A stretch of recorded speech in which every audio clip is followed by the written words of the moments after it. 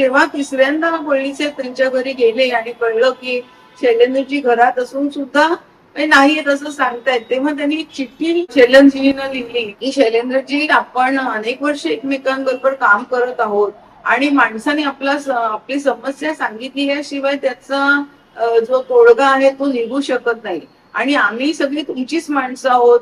तर तुम्ही आम्हाला तुमची जर का समस्या सांगितली तर आम्ही तुम्हाला मदत करायचा प्रयत्न करू, मात्र त्यासाठी स्वतःला कोंडून घेणं हे त्याच्यावरचं काही सोल्युशन नाहीये म्हणून.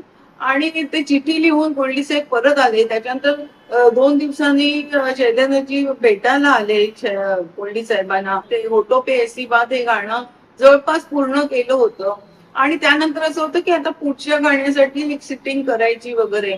आणि मग त्या भेटीमध्ये शैलेंद्रजींनी हे सगळं सांगितलं होतं की कशा अडचणीत मधून ते जात आहेत म्हणून.